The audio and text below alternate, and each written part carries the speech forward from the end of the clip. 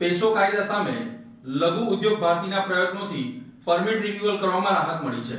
ગુજરાત પ્રદેશ લઘુ ઉદ્યોગ ભારતીય દ્વારા સતત કરવામાં આવેલા પ્રયત્નો અને રાજ્ય સરકાર સમક્ષ પેટ્રોલિયમ પ્રોડક્ટ ધરાવતા લઘુ ઉદ્યોગ પર લાદવામાં આવેલ નિયંત્રણો પ્રત્યે રાજ્ય સરકારે પરમિટના રિન્યુઅલ પ્રક્રિયામાં રાહત આપવાનો નિર્ણય લીધો છે, જેને લઈને સત્તાવાર પરિપત્ર જાહેર કરવામાં આવ્યો છે। પરવાનાઓના રિન્યુઅલ સમયે પેસો પરવાનો ફરજિયાત નહીં ગણાય, પરંતુ પરવાનેદારના લાયસન્સ સ્થળે પૂરતી ફાયર સેફટી અને અગ્નિ સુરક્ષાના વ્યવસ્થિત સુનિશ્ચિત કરેલા સાધનો હોવા અનિવાર્ય રહેશે। ઇથેનોલ તેમજ મિથેનોલ જેવા જ્વલનશીલ પદાર્થોની ઉત્પાદન પ્રક્રિયા ઉપયોગ કરતા લઘુ ઉદ્યોગોના માથે પેટ્રોલિયમ અને વિસ્ફોટક સુરક્ષા સંઘ દ્વારા કેટલીક ગાઈડલાઈન તેમજ નિયમો લાદવામાં આવ્યા હતા, જે આર્થિક તેમજ ઉપલબ્ધતાની દ્રષ્ટિએ ખર્ચાળ તેમજ બોજરૂપ સાબિત થઈ શકે તેવા હતા, જે અંગે ગુજરાત પ્રદેશ લઘુ ઉદ્યોગ ભારતીએ સરકાર તેમજ સંબંધિત વિભાગ સમક્ષ લેખિતમાં રજૂઆત કરી હતી, જેને સરકારે હકારાત્મક પ્રતિસાદ આપતા ઉદ્યોગોને નોંધપાત્ર રાહત આપી છે, જે અંગે એક પરિપત્ર પણ જારી કરી દીધો છે, તેને લઘુ ઉદ્યોગ ભારતીયોએ વધાવી લીધો છે। આજ રોજ ભરૂચ, અંકલેશ્વર, સાયખા, પાનોલી સહિતના લઘુ ઉદ્યોગોએ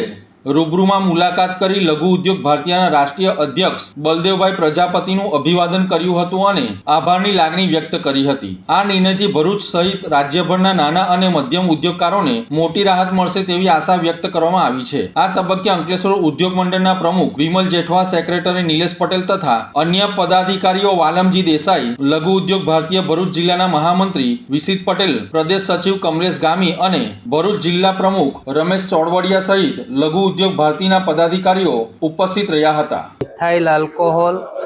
અને ઇથાઇલ આલ્કોહોલ માટે જે સરકાર દ્વારા અને કેન્દ્ર દ્વારા પણ પેસોનો કાયદો આવ્યો છે અને એના લીધે જે નાના ઉદ્યોગો આજે 1992-90થી જે લોકો ઉદ્યોગો સેટ થયા હોય, 35-40 વર્ષથી મિથેનોલનું ઇથેનોલનું લાયસન્સ ધરાવતા હોય, એ વખતે કોઈ એવા કાયદા હતા નહીં। જગ્યાઓ ઘણી ઓછી, 700થી 1000, 1500, 2000, 3000 મીટરના પ્લોટમાં આજે ફેક્ટરીઓ સેટ થઈ ગઈ હોય અને હવે પેસોના એક્ટ પ્રમાણે આના સંગ્રહ માટે આજુબાજુમાં 7-7 મીટર એટલે આખો પ્લોટ એ 18-18 મીટરનો 18x18નો 340થી 500 મીટરનો આખો પ્લોટ જોઈએ એના સંગ્રહ માટે।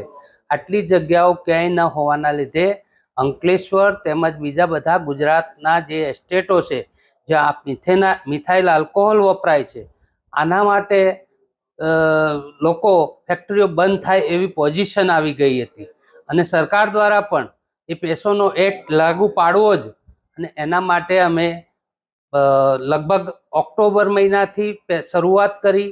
પછી 12મા મહિનામાં પણ લેટર આપ્યો, એ પછી 1લા મહિનામાં લેટર આપ્યો અને એમ કરતાં કરતાં છેવટે આપણે હમણાં જ્યારે વિધાનસભા ચાલુ હતી ત્યારે પણ જઈ આની રજૂઆત કરી અગ્ર સચિવ પાસે, આપણા નાયબ મુખ્યમંત્રી શ્રી હર્ષભાઈ સાથે, અને એવી રીતે બધાની સાથે રજૂઆત કરતા એક સુમેર ભર્યો એમને વાતાવરણ કરી જે પરિપત્ર બહાર પાડ્યો છે અને પરિપત્રમાં સ્પેશિયલ લખ્યું છે કે પ્રદેશ લઘુ ઉદ્યોગ ભારતી અને ભરૂચ જિલ્લા અધ્યક્ષ